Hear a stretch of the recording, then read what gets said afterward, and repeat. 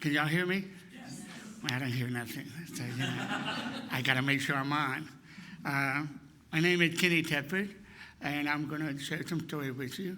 But I really hope, I don't know what Paul said at all, so I don't know whether you believe him or not. So, but he's been very kind. Him and his children and his wife let me stay with him for about 5 days. So, he's nervous and all that because I doubt that he had put it with me for 4 days. I'm going to see if I can say this. I'm going to say the name of your church. I had to practice my speech still.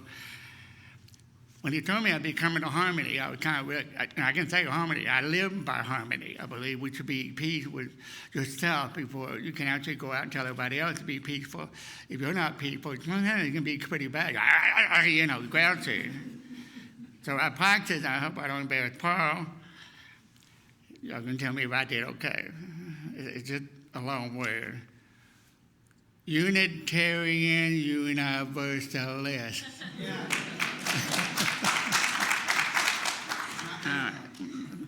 You're so kind. So,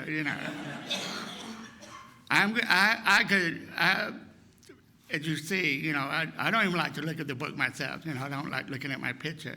But everybody seems to love it. I just feel like I got a goofball sitting at the park, like, and that's why nobody comes near me when I'm going across the bridge. Like, a friend of mine was taking pictures, and he did a wonderful job, and I'm proud for doing that. I'm going to start off with a story about my mama. And I want to talk to you about her because this is the only way I can tell you how I survived and who I am today, because of my mama and my pop. My mama, actually, in 1953, me and Abraham Lincoln were good friends. I can't believe I'm getting near 70. I can't wait. And the senior citizen stuff is so much fun. Everywhere I go, it's discount. You're old, you can go free. Come on, So I love it. And so my mama, like I said, September 17, 1953, she was 7 months pregnant with me. My mother had already had 6 children. I'm number 7. I've always been told that's a perfect number. So I never win the lottery, though, 777, So I really love being number 7 because of what I've been taught growing up. And my mother had 2 more after me, so she had 9 children. And I've been told by my own family, my brother and sister, that I wasn't normal, and they were all normal. And I told them we can debate that all day, because I think I'm more normal than they ever will be. But we love one another deeply. Even when I'm treated different, I know the difference between being loved and not understanding me because of my speech and being different. Being different, I love it. I really did. And so I'm going to take it back to Mama. Paul knows so you need to go get to the point. So y'all want to know, that's it. Get to the point. You're going over here. Come here. Get right here. There we go. So my mama was leaving the house, and these are the stories I was told. My mother was leaving the house September 17, 1953, to go out, and it was raining, and she slipped and fell on the steps.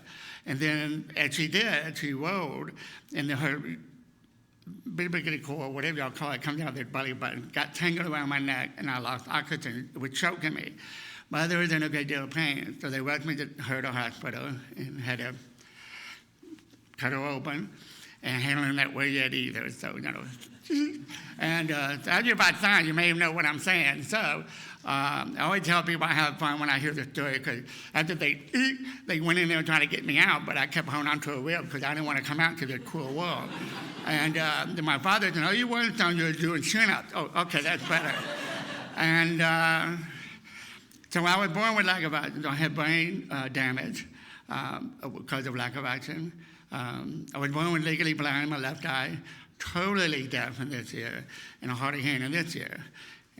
But a few years ago, I became totally deaf in this year because of an accident. It's in the book.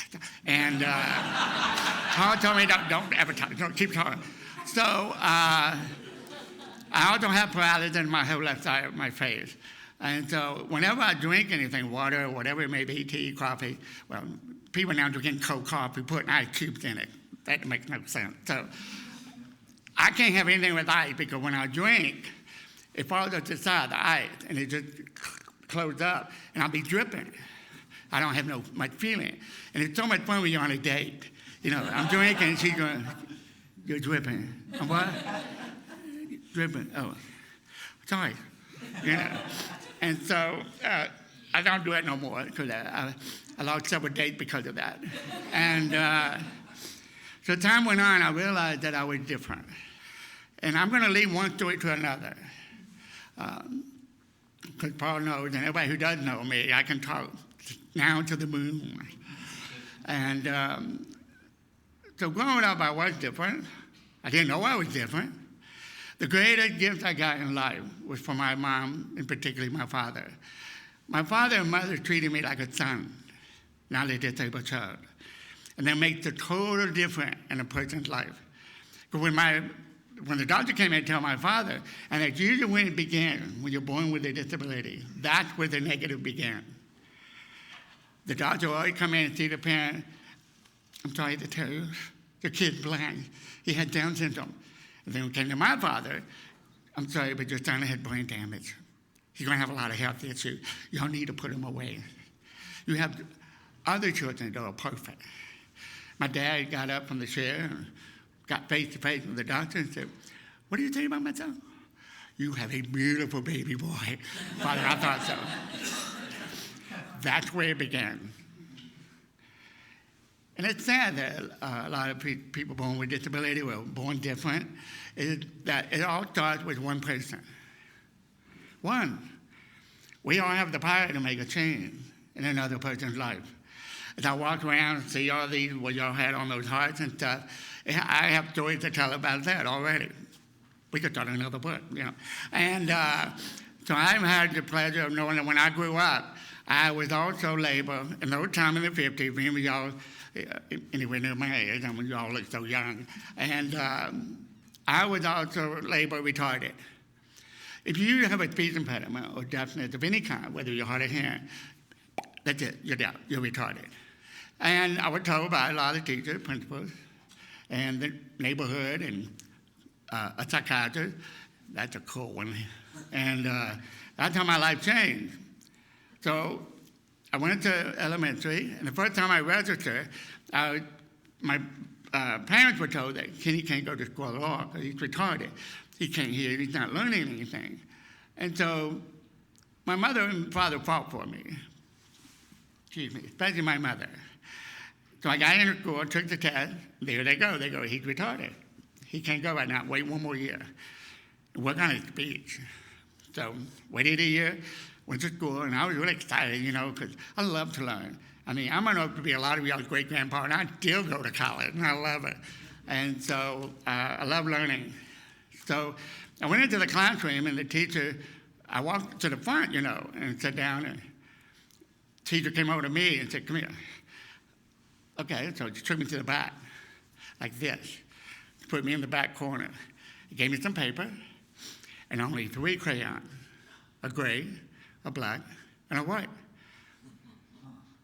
These are ugly. That's all you're getting. But all the other kids got color crayon, a crayon box. And she goes, "Well, because they're creative." "What am I?" "You're retarded." And we're going, "Oh, okay. You have to understand, I don't understand words." So I'm looking at her like, okay, I don't even know what retarded is. You know, and I'm 7 years old. So the time went on. I sat in the back and drew pictures. That's all. I only had 3 crayons. And so time went on, I kept drawing, and one kid did raise his hand somewhere in the middle row, and she goes, "Yes, I want to go sit back there with Kenneth." "No." "Why can't I go sit back there with Kenneth?" "He's retarded." And all the kids just turned to me in the back. And I'm like, and they all turned back around to the teacher. And she goes, "What? We want to be retarded like Kenneth." And I'm back there going, cool. Don't you like when somebody want to be like you? I love your hairstyle. I'm going to copy you, you know. What kind of makeup do you wear? I need to get that, you know. how do you lose weight? I get that every day. Now I get, how do you get so fat? I said, none of your business. And I said, I got that pillow, and they go, oh, don't touch me. I didn't give you permission. And I'm just kidding. But the point I'm trying to make is, I was a child growing up. Basically what the book said, I don't know if it's still up there. There's a little phrase under it. There's a little phrase. It's all about a grown man. I think it says the grown man. May say a senior citizen, I have no idea. And I have grown up to become who I am. And I love him. And inside is my inner child. We all have inner child. But who do I listen to the most? My inner child. He won't grow up. I beg and beg, grow up. He goes, no. So here I am, I'm getting close to 70. I love it. But I feel like I'm only 15 or 12. And sometimes when I do things, I even have to ask Paul, and people close to my age or older, I feel so stupid what I'm doing. They go, no, you're being Kenny. Never change. So after I was all excited about being retarded, I finished my drawing and went home, and Mother was on the front porch, and she said, what are we so happy about? I'm retarded. She almost fainted. And so she, oh, no, sit down. What's wrong, Mama? You're not retarded, but I want to be retarded. Why do you want to be retarded? Everybody at school says I'm retarded. Give me their name. I'll call them. Mom, I want to be retarded. Okay, let's back up. Who thinks you're retarded? So I gave her the list. The teacher, the principal, the psychiatrist, and all my classmates. Okay, look, we're going to play a game. While you're living in this house, you're going to be perfect. But I want to be retarded. No. You can say that in the house, I don't care. We're just going to ignore you. But when you leave this yard, you're no longer retarded. Gee, you take away the fun. She goes, you'll learn when you get older. So she left. So the next day, following week, we have back in those days a psychiatrist that comes in and looks at your drawings. And they have to determine whether you're loony toony or you got a man monster inside of you. But I only have those three colors, you remember? Black, gray, and white. So he had to look at our drawings, those who have learning disability, because he wanted to make sure if I drew a picture of the teacher with a knife in her back, blah, blah, blah, I would have to be put somewhere else, like an institution, But anyway, I drew a picture, and he looked at it, and he's going, nice. And I was like, wow, And he wrote on the paper, D-. Roll the paper, stuck it in my backpack. He goes, no, just, I left. And the greatest thing of all was, on the way out, one teacher, saw me coming down the hall, dragging my backpack. Kenneth, what's wrong? Why are we so sad? Well, I can't even draw. What do you mean? I got a D-. Oh, wait, come into my room. So I unrolled it. And she did, normally, she'll look at it. And she'll say, why is it only black, white, and gray? Gatorade. Dull. But why? Where's the colors? Why didn't you get a crayon by like all the other kids? Why not? Because I'm retarded. Okay.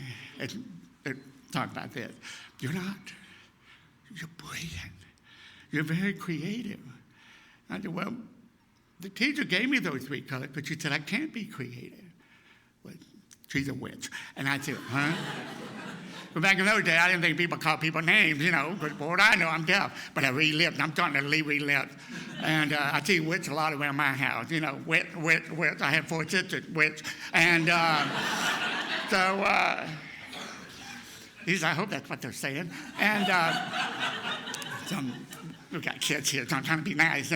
So the thing is, the teacher went to the cabinet and opened it, and I'm just this little boy that somebody's showing some interest in me. She's happy, and she said, you are creative. You tell joy like nobody else. And your heart, she poked me in it. It's huge. I see bully picked on you. You still give them your candy. You give him your Christmas time, your candy cane. It's the last one you have. He's bullying you. What's a bully? Remember? I don't know what words are. I know he's being mean to me, but that's something I think he's having problems maybe at home. But as I got older, I realized that's what it was. He's mad at himself, but he takes it out on the world. And I just happened to be the best thing to pick on. I was always the smallest until I got into kickboxing. So as time goes on, she reached for a box of crayons.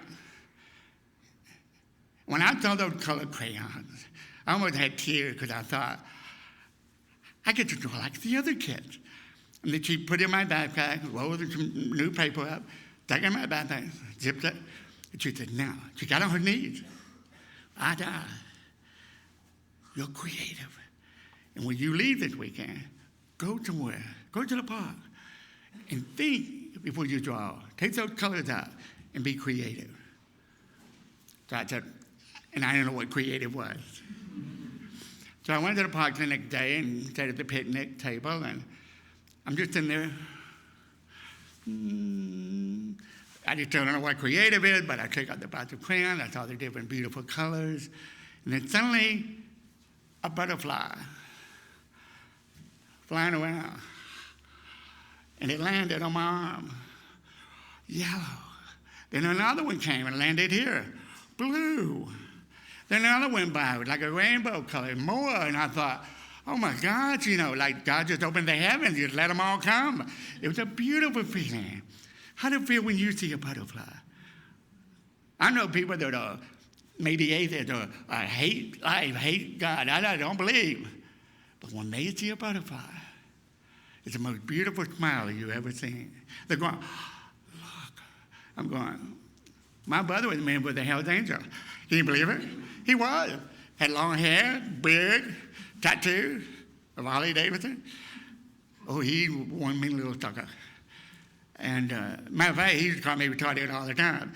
And well, it's fine, because one time a friend came up to me, Robert was standing there, and goes, how's your retarded brother? My brother grabbed him because you better apologize.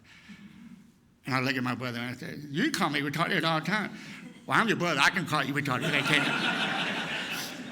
Oh, my goodness. So then I looked over this bush, and there's a tree out there I never knew about. And there's a tree out there like honeysuckle for these birds that comes in. That like a million times. Gives me a headache. And they got that beak about this long. Hummingbird. Okay.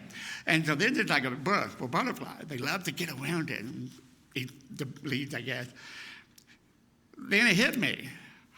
I know what I want to draw because I love butterflies. So I drew. Finished. Put the crayon back, put the paper back. Went home. Oh, I was just dancing going home. This is what creative is, I hope.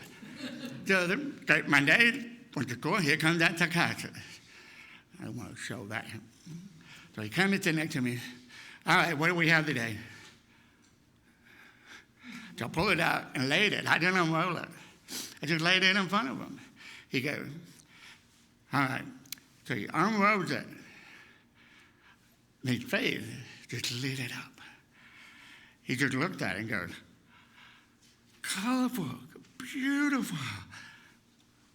I just made somebody smile that's always grumpy. I didn't know he could smile. I thought his lip was broke. I mean, they just hang down here. So he smiled. Beautiful. Here he goes. So creative.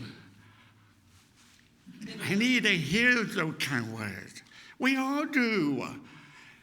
Then he goes, whoa. Beautiful butterfly. Is that a woman right on the back of your butterfly? It sure is. Can you explain that to me? Sure. That butterfly is flying all over the room. And that woman on the butterfly is my mama. She's watching you, and so you give me an A+. He had a tear that went down his face. He looked at me. Don't look. Rolled it up, backpack. He gave me a hug. I didn't tell you that, but he gave me a hug. And I'm like, but he was happy. He looked like he was different. He wasn't the same person with broken lips, you know. So I left, went home, and felt good, you know. And Mama was again, she always greeted us on the front porch. Mama was cool. So she sat on the step, she goes, come here, what are you so happy about? And I said, look, Mama. So I took out the drawing, and she opened it. Oh, my baby. And she started to cry. And I go, you can do this every time I do something good. She goes, I'm your mama. I have a right to cry. Oh, God, you know. And then she turned to me and said, like a psychiatrist. Is that a woman on the birthday? It sure is, Mama. It's you. Me? Yeah. It's flying all over the room when I was in class. And I told the psychiatrist that you're watching him, and she gave me an A+. Oh, my God. Here we go again. So she hugged me, and I'm like, oh, God. And she finished. Oh, it's beautiful. Oh, I'm going to hang it up on the refrigerator now, you know. She goes, I hang it wherever I want. And so I just realized something else. On the corner of that piece of paper, Mother goes, look. I look, an A+. Now I have tears. I'm not so retarded after all, am I? So basically, that's a story of what I tell people about my mama and being different. As I grew up, many things else happened as well. But Paul gave me a warning before I come. He's always like, you know, zipper. And you know, I could talk all day, but I wanted you to know that's what I call the magical crayon. Love you. So we have a choice. we have a choice. We could break up into our groups like we normally do. We have the discussion questions, or since we have Kenny here, we could keep him, and you could ask him questions from where you are. And when those questions are done, we could have Kenny tell another story until our 11 o'clock hour. So, who would rather have Kenny stay and answer questions and tell stories? Okay. Kenny has no idea what I just said. I told them you were going to tap dance for the next 20 minutes. So, yeah, does any... I tap them, I can hear myself tapping. So, any questions? We do that now or let them? Now. Okay. Will you can't have both of us questions. Did your parents have you learn sign, or did they just have you learn to read lips, or? Yeah. She wants to know if your parents taught you to learn sign or read lips. Well, much as I wish they had, I didn't learn sign until 21. I lived a very quiet life. Even around the holidays and stuff like now, we sat around the table and they're laughing, da-da-da. But many people that are deaf and hard hearing would tell you the same story. We grew up very lonely, but we do things for ourselves. I go hiking. I go running and I play with the dog, and I just have a blast. I'd be creative. You know, I'm not going to sit at home because it's my decision. I may be deaf, but deaf doesn't have me, so I control it. But my parents, as you're asking, they both died when I was 8. Father died at Christmas, and then 5 months later, my mother died. So we left Dallas, Texas, and moved to Memphis, Tennessee. And my foster mother is my father's sister. She's my aunt. Now, her husband, which is my uncle, also said I was retarded, worthless, no good. Told me all the time. He never played with me. He never hugged me. He never told me he loved me. But he would play with my brother and 2 sisters. So he passed away years ago. So I always tell that people that don't want to love me, it's their loss, not mine. Any other questions? Yep. You hear stories about people who get the cochlear implants, who get them, and they want them removed because they like the silence better. Can you talk to that? Yeah. He's heard that some people have the cochlear implants, Yes. and sometimes they get them removed because they like the silence better. Is that true? Yes. Why? And true. He's teaching me sign language. Okay. And Because if I listen to him, he's like, tell. I'm going to tell what? That's why? true. So why is that true? Why is it what? Why is that true, and why? What's true? That they want the cochlear implant removed. I love to watch him repeat. It's so nice. Yeah. That's when I have control. You want me tap dancing, and you're going to have to sign 5 or 6 times. Called being equal. Hello. Hearing. I mean, Where was the person that asked? Okay. People with cochlear implant, yes. But there's different variety, like cochlear implant. It's great for a lot of people want to hear the noise, meaning their children. You're going to grow up deaf all your life, and then later in life you got married. You have 2 kids. And then you might, the kid crying in the bedroom. Your wife may be hearing it. She comes running in. Or he fell, he hurt himself. And you feel like a horrible father. Then you may go and figure out about cochlear implant. You get them, and the babies, for the first year, just crying all the time. If it was me, I have them removed because I don't have to hear the baby crying anymore. I mean, that's common sense. I'll remove it too, But when my mama's yelling, I get to turn my head, but that doesn't work. She grabbed me. You look at me, boy. Take a mint, Mom, will you? So, but yeah, people to remove it just because they do enjoy the silent. Or basically, if they're not perfect, so a lot of people have damage, depending on who your doctor is. If they cut one nerve somewhere, the whole time your face could be paralysis and they can't talk. And then sometimes you cut another nerve, and it's pain in your head for the rest of your life. There's nothing you can do. So it's a very risk, but I love being deaf. I mean, when I had that accident, the second accident, became deaf in this year, I cried for a long time because I couldn't hear my hearing aid doesn't work.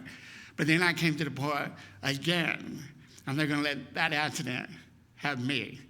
So I control Kenny. Yes. I didn't hear everything, and I'm not sure where he lives today and what a normal day looks like for him. I get in the car and go to work most days and, stress and sit in traffic and come home. What's a normal day look like for Kenny? Where do you live, and what do you do? Well, right now I live in a little town called Irwin, Tennessee, on the very corner. We're very close to North Carolina, and I love it. I'm surrounded by mountains, and what I do. I'm hoping to get a book going, and good question, but he won't let me talk about the book. So anyway, I can't do PR up here. We'll do it back there. And close your ears. I meant to put it plugs on, but I am now a professor at the university, East Tennessee State University, and I teach ASL1 and deaf culture. And one thing I want to say real quick, when I was told when I was a boy, retarded, dumb, never passed the 3rd grade, I'm so proud to say that I went on to get a BA in theater, became an actor. Then I became a comedian, which I hadn't figured out yet. But people call me that all the time. And then I didn't stop. Friends were telling me, go get a master. I don't think so. I'm not smart enough. Yes, you are. So a few years ago, I got my master's degree in storytelling. And then met this man years ago, and he told me he was going to write a book about me. And I'm like, yeah. I've been told like 100 people. And lo and behold, God blessed me and graced me with Paul. And so we now have, 30-year dream. You can look at that all you want. I'm not looking. And so I'm grateful and praise the Lord that Paul was in part of my life and his family. You got a great family, and thank you. Any more questions? Bachelor's is in theater, and the master's is in storytelling. Any other questions? Yeah. Don't be shy. I've never seen your face quite this red this many times. Mine. Yeah. Does this happen when y'all are on PR things, or is this special? This is the first one, so I don't know. Unfortunately, it looks like this is how it's going to go. What did he say? He's making He's talking fun about me without me even looking. Oh, he's making fun of me. Go for it. Anybody else? I'll pay you $1. Any other questions? How did he make fun of you?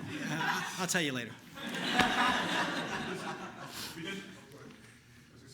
Yes. I think America needs him to do a TED Talk. He thinks you should do a TED Talk. TED Talk. Texas? TED. TED. That's my dad. Ted. I know. He doesn't know. Apparently, he doesn't know what a TED Talk is. He wants you to give more speeches, to talk more. Well, that's my goal. Yeah. I have a manager in California, I can say that. Yes. And so he's going to be helping me just like he helped Paul. Okay, I'm shutting up. Was there another? Yes. What is since you wrote a book, what is the plan for PR? Are you guys, how are you promoting it? She's asking what the PR is for the book. So yeah, we're doing some. We're doing some radio shows. He's been here for 4 days, and we've been on a few radio shows and podcasts, and writing guest blog posts and things like that, the normal type of stuff you do for book launches. But it's fun because I've been through this. This is my 5th book, but the first time with a co-author. And so it's been fun to have Kenny right next to me as we're doing these interviews, because we have to do video interviews because he's deaf, so we can't just call into a radio show, right? So there's been some interesting challenges that have been fun to work through. Other questions? Yes? Does he have any children? She wants to know if you have any children. No, and I'm very happy, no offense, but I'm single, and Ladies?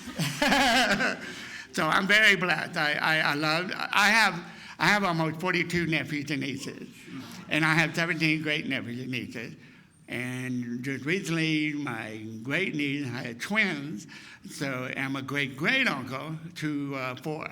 So I think I have plenty of kids whenever I go home. So I'm no children, and I'm single and very happy. So the story of Kenny's love life is actually also included in the book. I'll save that for you because it's a whole interesting story in of itself. Yes. Do you have any advice for children that are struggling with challenges? Childhood, teenagerville is certainly challenging on its own, but just give any advice? particular type of challenges you're thinking of? I think similar to what he went through with people. Some special needs or disabilities? Or, Sure, yes. Okay. Do you have any advice for children with disabilities? Well, with the children with disability, actually, when they're, depending on their age, we're really young, it's just basically just have fun. But a lot of times it's I don't want to offend anybody, but a lot of times it's the parents. No offense. It could be the foster parent. I'm a foster child after my parents died. But I'm being honest. It really is. It's up to the parent to play with them. I mean, when I did something wrong, I thought I'd get away with it because I'm handicapped. No. Not with my mom and dad. No. He got the same belt that he uses on the other 7, 9, 8. Look how many I had. There's 9 children. So you're the one, even neighbors and friends and whoever you are, you're a couple, gay, lesbian couple together, and you adopt a child, and it has a disability, or foster a child. Just love them. I mean, why, no offense, but love them like you do any kid. That's when you took them, I hope. And then when you have children, because that's something someday would love maybe, but by then I'll be their great-grandfather, but that's okay. And I don't mind. I mean, they got programs now for a grandfather to adopt and become foster grandfather. And so that's something I might look into in the future. But right now I just want to get this going and enjoy it because it's a new adventure in 2020. And I'm very grateful for the book just because we're heading into a storm in 2020. I don't mean the weather. I'm just being positive. It's going to be tough. And so I am involved with a lot of stuff, but again, to your question, bottom line, love them. And that's why I tell the kids to love themselves. But how can they love themselves when people call you retarded, dumb, you're worthless, and I want you on my team, I don't want to play with you. My mama, I've had neighbors come when I'm playing in the front yard, like wrestling. I love wrestling. And I'm wrestling with, a buddy of mine. And the neighbors, the mother would come out and grab her son. You don't play with my son. I want him talking like you. I'm saying, my mother. And so if I don't say that, my parents taught me well. So he's tapping me on the back like, move. So I want to answer your question a little more because we did think about that question a lot as we were writing the book. In fact, the final chapter of the book is titled Your Own Box of Magical Crayons, and it's a list of 27 pieces of advice that we gathered throughout Kenny's lifetime. And I'll just read the first 2 of them to you because they relate to what he just said. So number 1, for the advice for someone with disabilities. Number 1, believe in yourself. The biggest barrier to your success isn't your disability. It's your attitude. Your success might come harder than for other people, and it might take you longer, but you can do it. Believe that you can succeed, and you will. Believe that you will fail, and you will. And number 2 is be the teacher. Don't be offended when people violate all the advice in the section below about how to be around people like you. It's natural. Look at it as an opportunity to teach them. When they ask you questions, just answer them as directly and honestly as you can, even if the questions hurt. What's it like to be in a wheelchair? Why do you talk funny? Is it true blind people can hear better? You seem different. What's wrong with you? Just answer their questions. Then you can teach them how to ask it better if you think they should. Be a teacher, not a victim. And there are 25 others similar to that I'll leave for you to read later. Yeah. Dale. So, with the parachute, I say, I've always considered you an exceptional person, and I look at you as a role model for everybody. But how has Kenny changed your life? He's asking me how you've changed my life. I hope that in some ways it might show, but I've known Kenny longer than I've known just about everyone in this room except for my son, so I guess it might not, because it's been 7.5 years. But he has definitely made me a more humble person, which was not hard to do from where I think my attitude was before. And the example I'd give you is that I went into this project, writing this book, thinking of myself kind of like I would imagine a psychologist would think of themselves in relationship to a patient, that I was here to study this subject. Kenny was the subject of my study, and I was going to write this book about him, me being the able-bodied, expert, and I'm going to interview this person and learn from it and tell the world about him. And I learned very early on in our interviews that wasn't going to work, and that I really needed to view myself as the student and him as the teacher, because I ended up learning far more about humility and kindness and patience and trust and hard work from his life experience than I had in the other 50 some odd years of my life before or since. And so it just totally changed my perspective on our relationship. He started as a business colleague and a subject, and then became my teacher, and then became my friend, and is now more family. So quite a bit.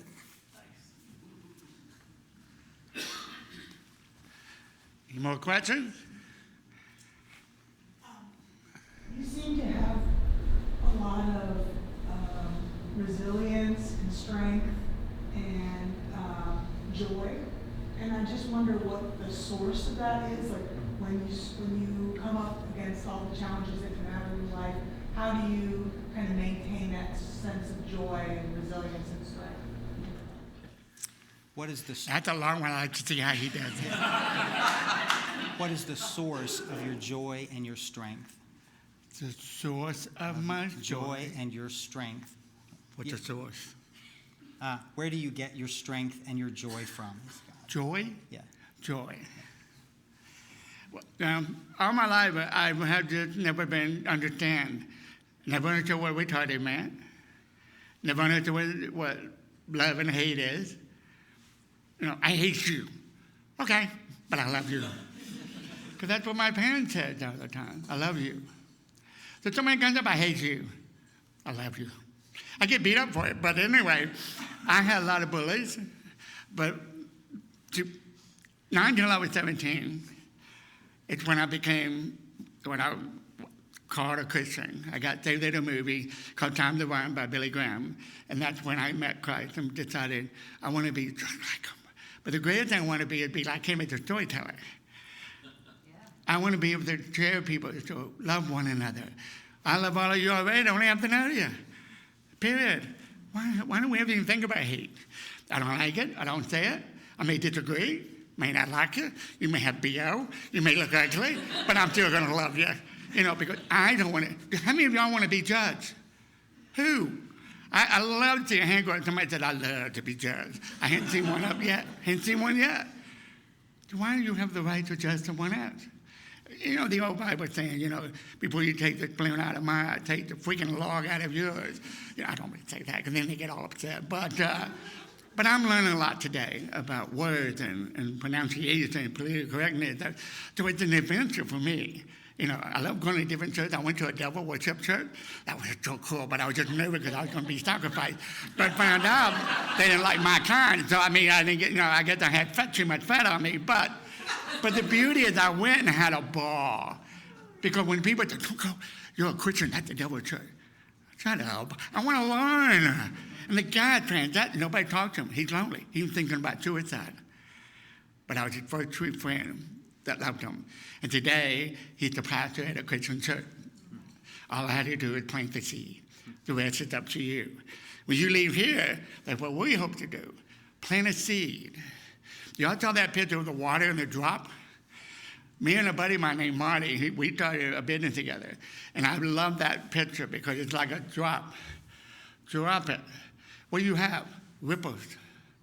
Who in that ripple, when it starts going this way, I just touch Paul's life, I hope. I touch his son's life when his son goes to school. He tells his friend, this crazy old man stayed with us for a week. It was fun Thanksgiving, you know. So I'm just saying, he said what he learned. That group, circle of friends tells the next ripple and the next ripple.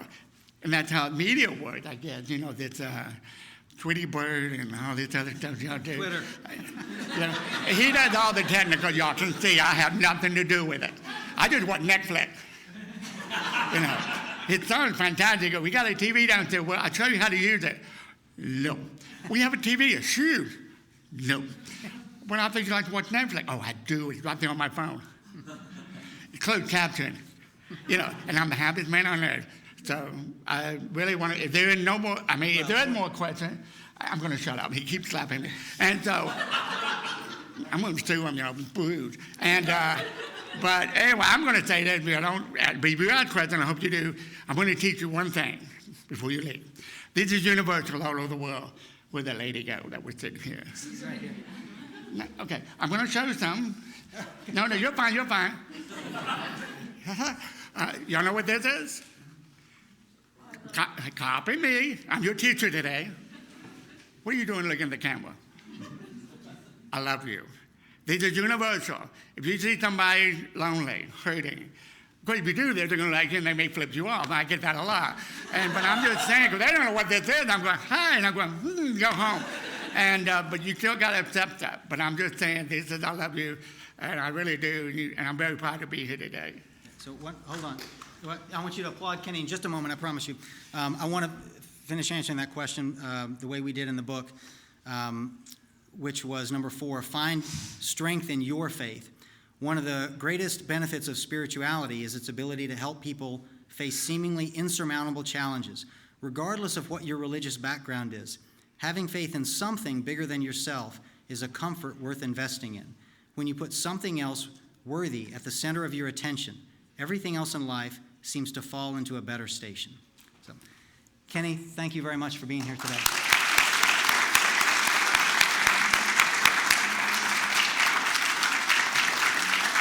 Thank you.